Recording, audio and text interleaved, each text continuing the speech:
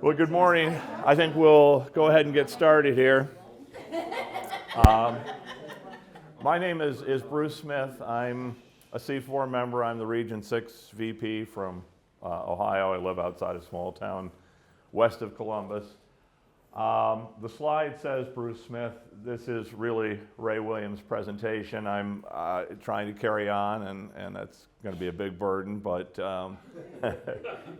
I appreciate the opportunity that I was given. I collect Connecticut's by variety, but I also got interested in colonial paper, and certainly the Continental currency is a big part of that because that's how the revolution was funded. If you have any questions while I'm talking, please don't hesitate to ask. And more importantly, if you have some insights that I'm skipping over, I'm not going to be offended at all if someone chimes in with additional information. So to begin, this is a really neat chart. Again, I'm not responsible for this, but it talks about all of the denominations, all the congressional resolutions. The numbers are approximate in the thousands. And in green, what you're seeing are where counterfeits are known.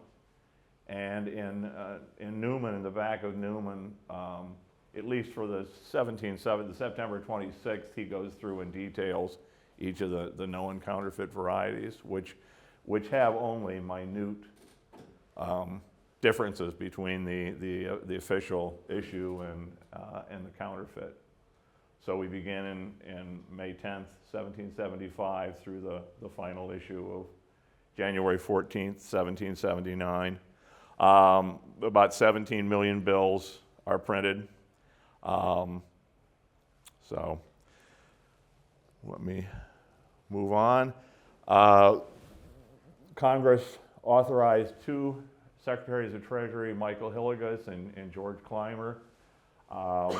Clymer in 1776 retired, and Hillegas served in a solo position for the rest of the war. Clymer's one of, I think it was a half dozen who signed both the Declaration and the Constitution. Hillegas had a entire career in service. He pledged a lot of his, as a lot of these people did, a lot of their fortunes to winning the war and independence. Later on, through the petition of his family in the 19th century, later in the 19th century, he becomes a vignette on a $10 gold certificate, like 1907 and 1922 issues. So you will see that face if you're a paper money collector. And the idea is that each of the colonies is going to be responsible for doing its share. And there's kind of a complex history of how the war is funded. It wasn't just through Continental currency, but how those obligations were met and how they were resolved after the war too, and what happened. So here we're looking at a $30 Continental currency, November 2nd. Hall & Sellers is the printer. Just some of the topography we've got on the Continental currency vignettes, and in each of those is, I'm sure to the person who was using this would have been a known story. You would have understood what this represented and why it was there. And Franklin, I think, had to do with at least some of them and many of them in representing the ideals and what was being desired and what the end goal was. Bruce? Yes. I just mentioned, I think on the C4 website, there's a presentation that I did in 2020 that specifically goes into all the vignettes. Okay. So if you want to know what's behind it, offhand I just can't remember what this one means, but it has a meaning. And I don't remember either. It's pretty cool. Yeah. It's called Patriotism in Print or something like that. Okay. Okay. Thank you. Victory wreath.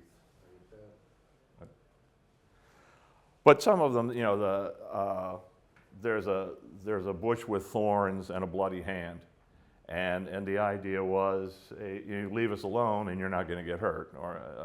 So some of those are good messages. Propaganda. Yeah. And this also is the son of Michael Hillegas, Samuel Hillegas, who also signed Continental currency. Then takes us to the spot where the paper was made, and all of the Continental currency was made from paper created on this site. Dr. Moore, you and I had a conversation yesterday. Would you say something about the counterfeits that paper that may have gone out the back door?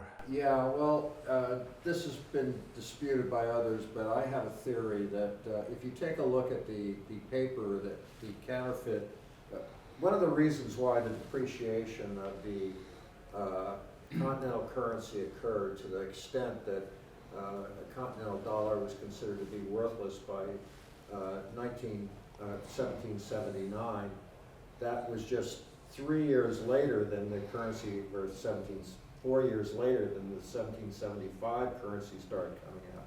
So 4 years later, we went from a piece of paper currency, which was considered to be equal to about twice, to 2 paper dollars was equal to 1 silver dollar, to 50 paper dollars officially was considered to be equal to 1 paper dollar, 1 silver dollar.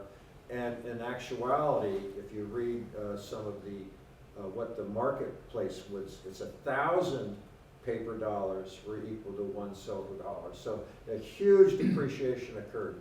Part of it was due to the fact that this was fiat currency, not backed by anything, just a future promise. And the other reason is it was heavily counterfeited, especially well, you can see right there that starting throughout the period of time, but especially in 1778, everything was getting counterfeited, even the lower level ones, $4 ones. And so the point is that the counterfeiting was done so exactly. If you make a comparison between the two, there's just a tiny little thing where one hyphen is missing, or there's a comma missing, or one letter is typeset a little bit lower or a little bit higher in all the text that occurs.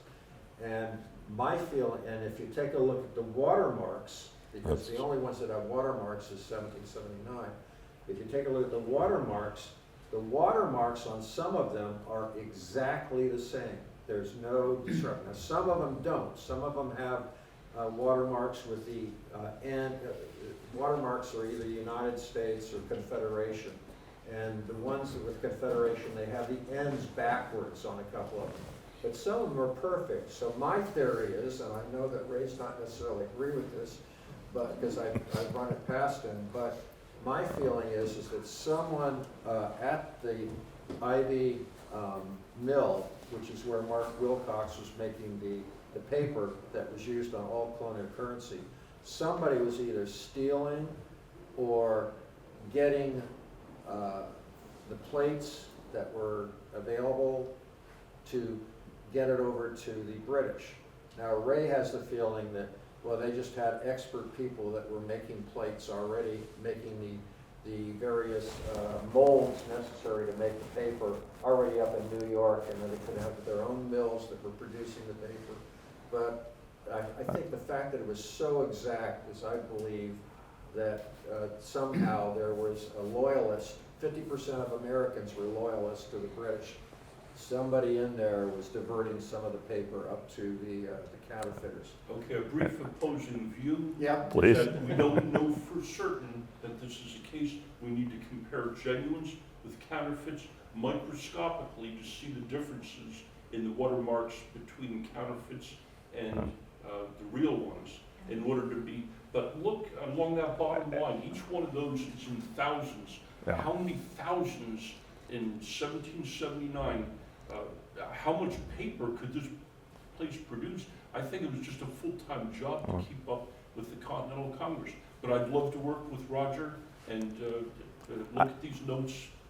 And there are a couple of examples from the 1778 issue that are on the table here, and people can come up and look and see if you can determine which one is what. The counterfeit's identified, but what makes it different from you look at Newman and, oh, okay, there it is. It might just be a position of one letter where it is above the next line, or, Jim? Just a very basic question. You had that slide a minute ago of ID mills where the paper was produced. Where is that located? It's Right just where? outside of Philadelphia, near South of Germantown. Philadelphia. Okay. And what I didn't mention too, Rittenhouses had their paper. when the slide was up originally, if you look at the denominations, noticing that the first issues start with $1, and by the time we get to 1779, we're going from $1 to $80 because of the lower, yeah, the depreciation. So.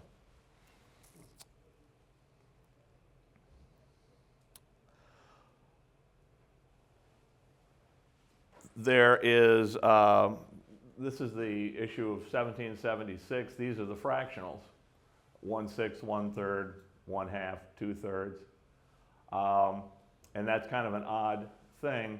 If you notice though, there are some indicators here, 1.2, 3 for the half, and 4 for the 2/3. Anybody know what that's about, what that relates to besides Ray? No one? There's a British shilling that's illustrated here, and it's connected, so it would be 1, 2, 3, and 4 shillings, and then 6 shillings equaling a Spanish mill dollar. So you can pick up the denomination there. And I do have a set of those. They're not as nice as the ones illustrated, but feel free to come up and take a look at those. So, here is an uncut sheet. They're not mine. These are, is this maybe the only sheet that you know of It's that's? the only one, I think it's second is rumored, but it's the only one I know of. Okay. We ought to break it out of that frame and actually look at the watermarks.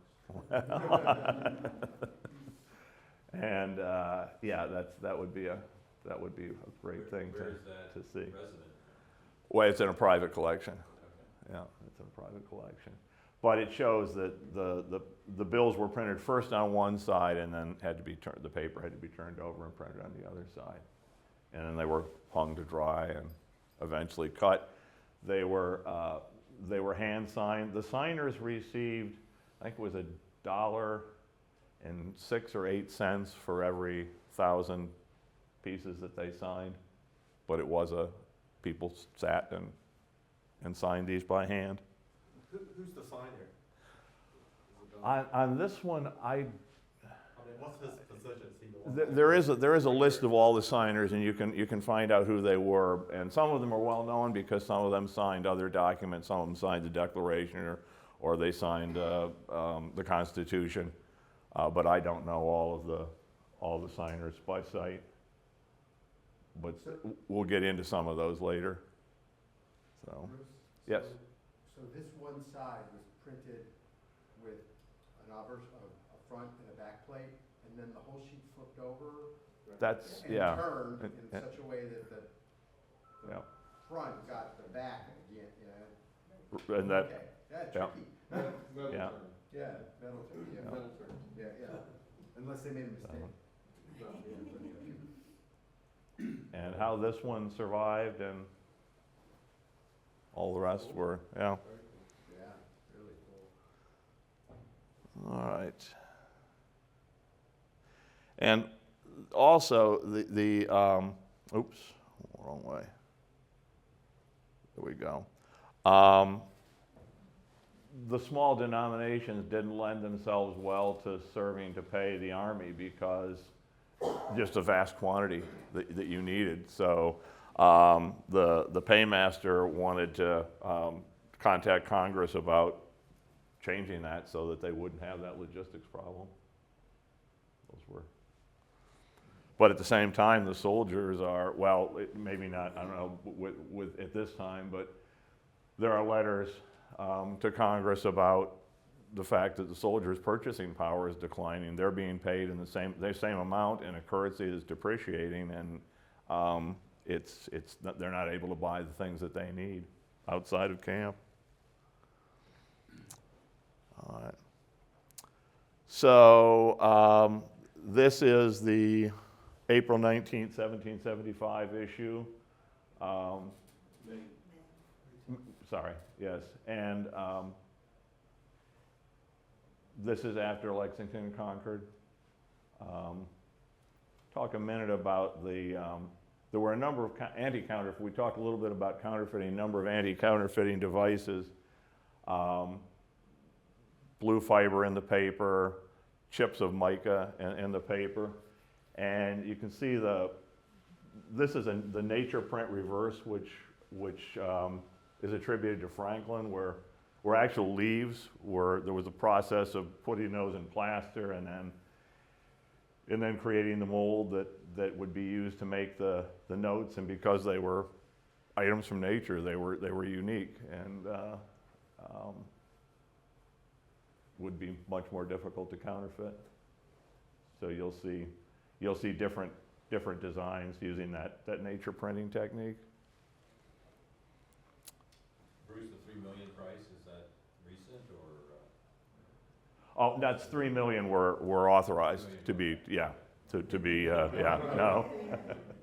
That's the one thing about, colonial currency. A lot of it is not that expensive, although it seems like it's getting more popular and more people are collecting. And, but That specific note is for sale for $3 million if you're in it. See me later. 2.5. Yeah, there are some real rarities, not so much in the Continental currency, but a lot of colonial paper is affordable, and some of the lower grade stuff that actually circulated, and this paper, when you examine it, is more like a pasteboard. A lot of issues. There are some of the paper is thinner. So it gets folded, it starts to split when it gets folded, people sew it back together, people put a piece of paper on the back of it. All of those are all areas of study. You look at back notes and how they were used and what they were backed with, and so you can approach collecting this stuff any way you want, like anything else. And I think the Chris pointed out in our meeting earlier, you can spend your collecting career in colonial material and never know everything. And I think that's holds equally true for colonial paper. There's just a lot of questions, a lot to learn. We're looking at, this is November 29, 1775. The vignette here, there's a beaver, and I believe the idea is that he's gnawing down a tree representing Britain, if I remember correctly. The date of the establishment of the American Navy was October 13th, 1775, and November 10th, 1775 is the birthday of the Marine Corps, which is still celebrated each year. Moving along to another issue. For reference, Thomas Paine, one of the pamphlet Common Sense, which had a lot to do with swaying opinion in support of the revolution, is published in January of 1776. This is February 17th.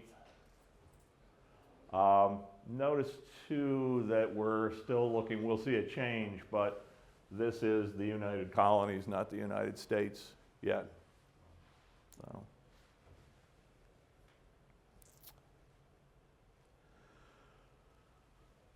And May 9th, 1776, $5 million issued. In March, Washington had sent Knox up to Fort Ticonderoga, brought back the cannons. The British woke up and looked up to the heights and saw the artillery and said, we've got to get out of here. So that was evacuation day for reference of what's going on in the war. And Washington was recognized. Another thing I like are Commission Americana medals, so the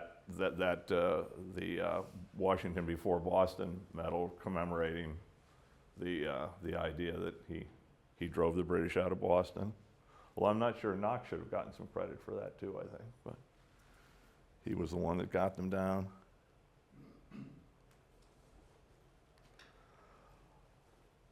This vignette, I believe, is there's a boar running right at his spear, so it's kind of a death before dishonor sort of message that we're gonna take this to the end. Another one of the vignettes. Yes. Are there any hunters in the room? There was. Okay. If you go boar hunting, and especially in colonial times when you had a single shot musket, if you didn't kill that boar the first time, he was liable to turn around and kill you. So they normally kept a spear with them in case the boar charged them to protect themselves. So it's the boar's last efforts right there, it's retaliation. The hunter told me that. So about this time period is the Battle of Fort Sullivan. This is July 2nd, 1776. Also, New Jersey approved its state constitution, and of course, July 4th, just a couple of days later. The Battle of Fort Sullivan, and also is known as Fort Moultrie. And Ray, you had a personal connection there with some, I wanted him to tell the story about donation and the fact that this represents the only representation of an actual Revolutionary War battle on paper. It's true.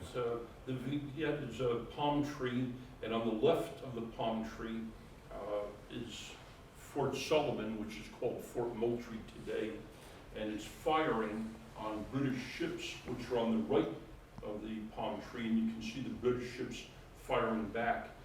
Fort Sullivan has a flag up there with the crescent moon, which I think is still represented for South Carolina today. I donated, they didn't know about this Fort Moultrie Museum, and I donated one of these notes. The British, this was a great defeat of the British, and I don't know, history up in the Northeast, we never covered this, but there's another note with the vignette of the Action, which is a British ship which ran aground, and in their hasty retreat, they couldn't save the ship, so they burnt it so that the revolutionaries didn't get it. And so there's one other vignette with the ship on fire. But those are the only two related to actual battle scenes in the Revolution. And to get off topic, I mean, South Carolina, 1778, there are a lot of different denominations, and none of them are, as I know, particularly expensive. Is that a rare? No, it's, well, if you keep talking Relatively. about it, it's gonna get Well, the price will go up for you, but yeah. It's on par with the others at this point. So, yeah. I should sell yours for $3 million. I don't know, that might be $5 million. And so here is a little an enlargement of there's the battle flag in the fort. So that's a cool story. Wasn't there something about the Palmetto, is it Palmetto? Yes. Palmetto flag. The fort was made out of palmetto trees, and the British cannonballs bounced off of it rather than shattering it. So essentially, that the fort was only half constructed, and the British just couldn't capture it, so they left in defeat. So we're still at, this is November 2nd, 1778, $5 million authorized. Still the United Colonies. And if I remember correctly, this vignette it has to do with all the strings being in tune, and so I believe there are 13 strings, meaning all the colonies in harmony. And then we get to the end of 1776. Anybody care to, Leo, what It's Battle of Trenton and so Battle of Princeton. the British have driven the Continental Army out of New York, and Washington goes across the Delaware, and so the Continental Congress moves to Philadelphia from Philadelphia to Baltimore. And on the next note, we see Baltimore, February 26th, 1777. $5 million authorized. And again, each one of these, that nature print is a unique thing.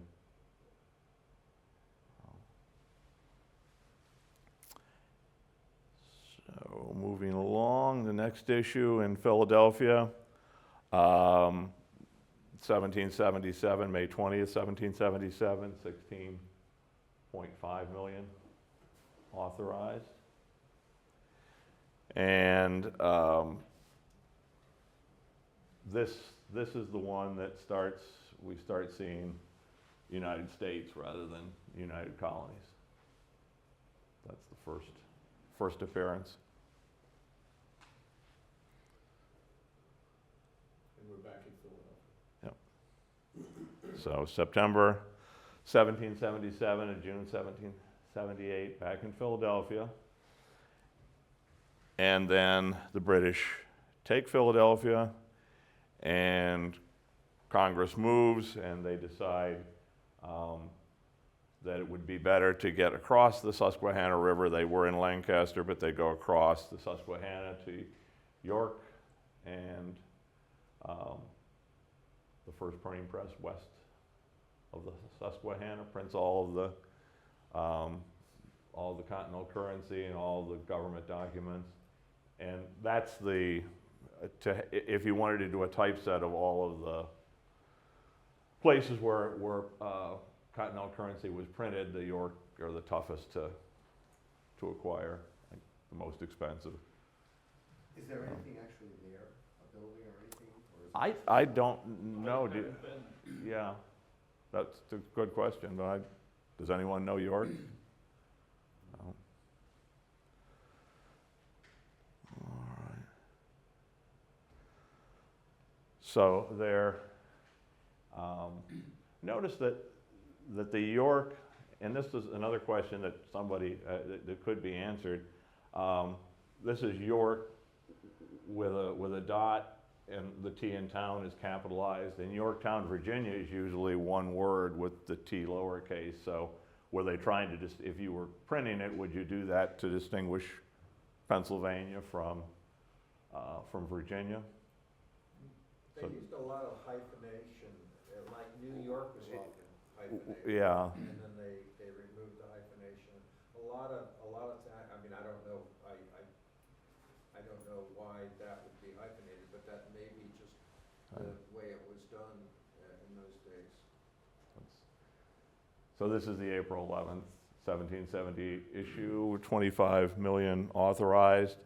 And again, Hall and Sellers are the printers, so they've moved and set up shop in York.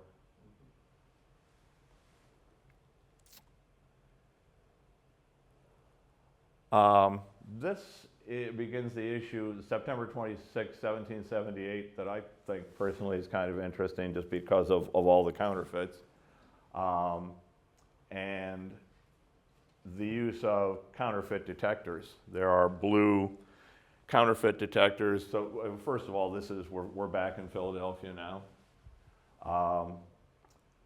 But sheets are printed on blue paper, no signatures, no serial number, but otherwise it's identical, and those can be used as counterfeit detectors.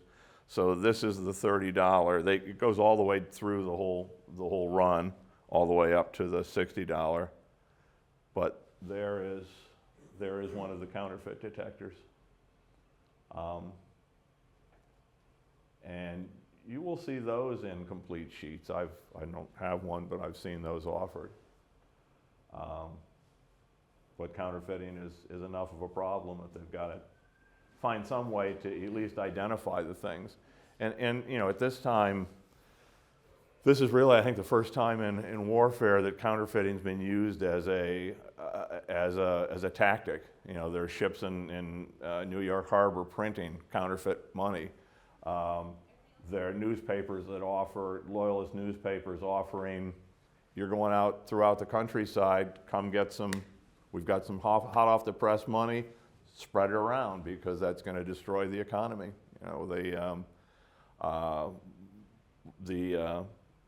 the raid on the New Jersey Treasury and the notes that weren't ready for circulation, they weren't ready to be issued, but the British got a hold of them and, you know, put this stuff out there, and it's going to further depreciate and it's going to demoralize, and people are going to be concerned about, is this stuff any good? Is this something that I should be taking? So, and then we get to 1779, and we see the this is the watermark paper, 95 million, up from when we started a couple of million up to $95 million worth. With two-color printing, another anti-counterfeiting measure, larger denominations, watermarked, and there were, about this time or getting close to the end of the fighting, you know, we're in 1781. Things turn around in the South with the Battle of Cowpens, and then eventually Cornwallis being bottled up in Yorktown, and that's the end of the fighting. This is the final issue. The end result was that this, up until 1791, there was a depreciation, and so redemption was at a greatly reduced rate. And then I think it's 1792 that all the redemption ends, and then it's demonetized. It's worthless as paper money.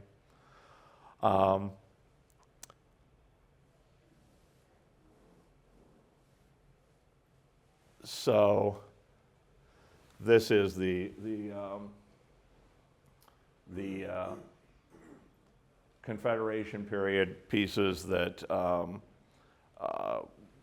where Congress was going with the states to back the money, and there's I believe it was 40% goes back to Congress to help spend it as they saw fit. So this is a different form of the currency.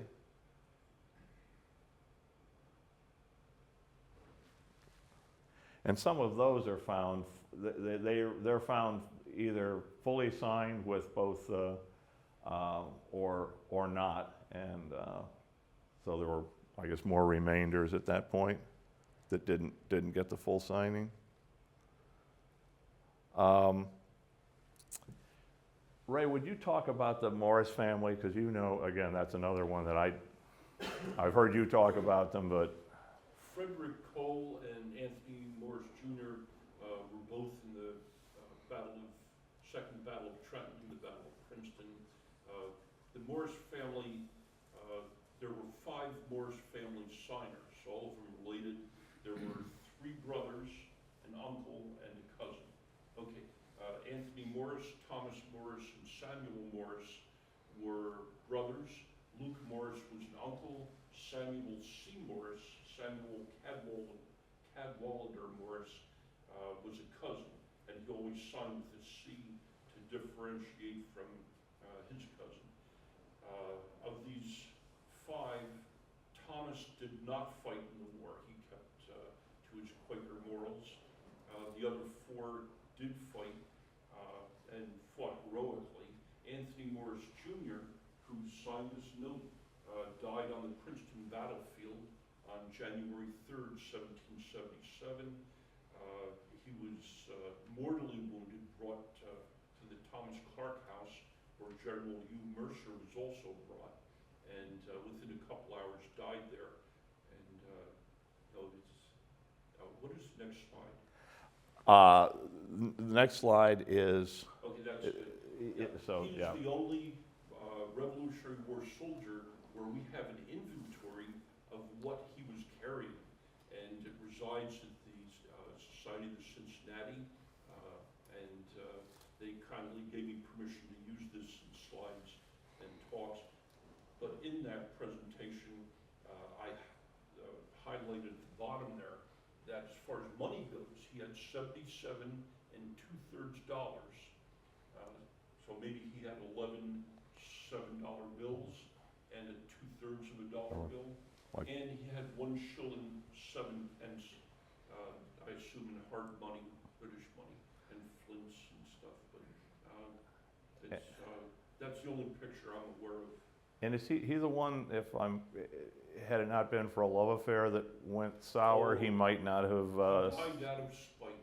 And okay, He and his sister were extremely close, and his sister got married, and he was fine with her husband, but her husband wanted to move down to the islands to conduct business, Barbados or someplace, and she was going to go with him. He tried to talk his sister into staying in Philadelphia. He would pay for all her expenses and take her in, and she said, "No, I'm going with my husband." He said, "Well, if you go, I'm going to join the Pennsylvania militia." She went, he joined the militia and died.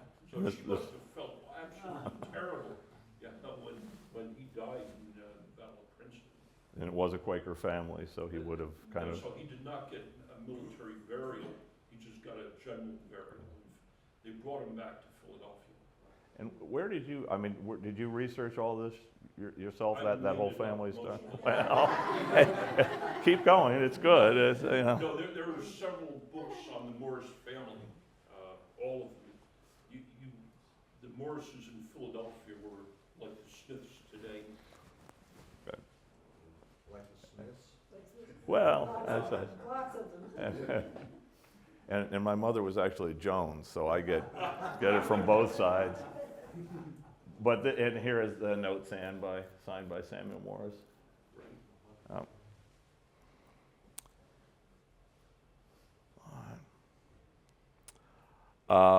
And this is another signer,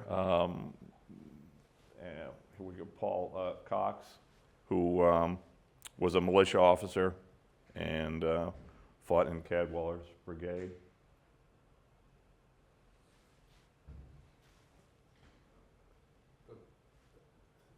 People don't think there was religion back then. That's a religious, and the all-seeing eye looking down upon the Oh. the 13 colonies. Right. Well, and that becomes at the top of the pyramid on the Great Seal. Yeah. The same idea.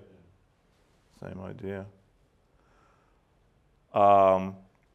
Samuel Nicholas is the first commandant of the Marines, and they were brigaded with that aforementioned unit, Cadwalder's PA Associates, and his signature.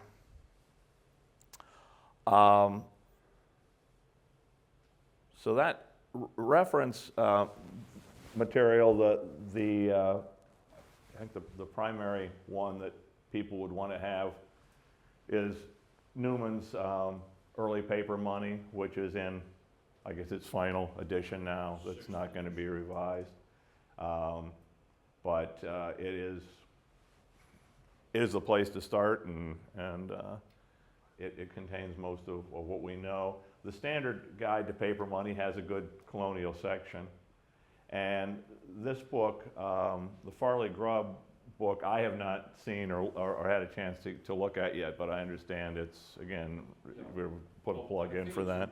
Recent publication, Farley Grubb was a professor at Delaware University, and he went back to the original congressional records, did a lot of research, and there's a lot of technical information in there about legislation, signers, charts, a lot of things about economics, some of which go over my head, my economic person is sitting next, she pays the bills, I spend the money. But it's an excellent book for the history. Buy early paper money first, then the Continental dollar.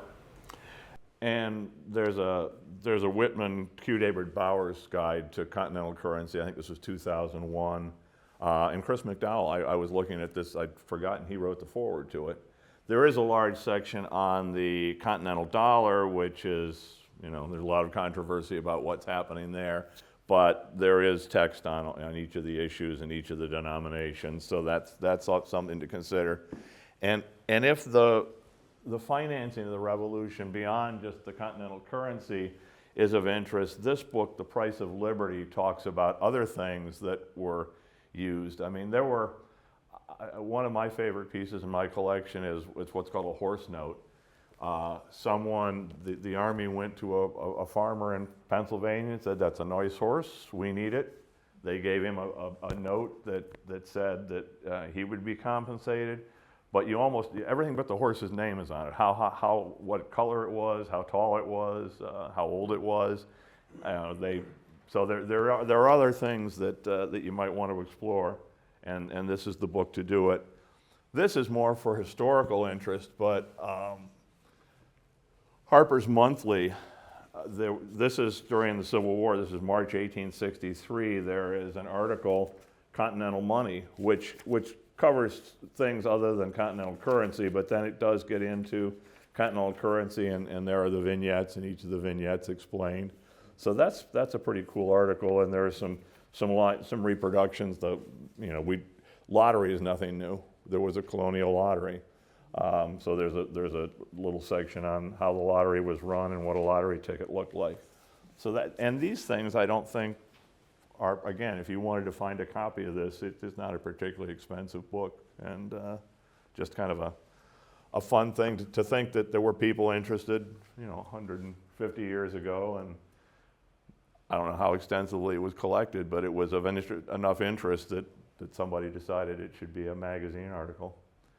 And then, as I said, I laid out some of the issues with counterfeit detectors and the counterfeits, and then the 4 fractionals I brought here. So, are there any questions or anything? Well, thank you for coming in. Thank you. Thank you, and thank you, Roger.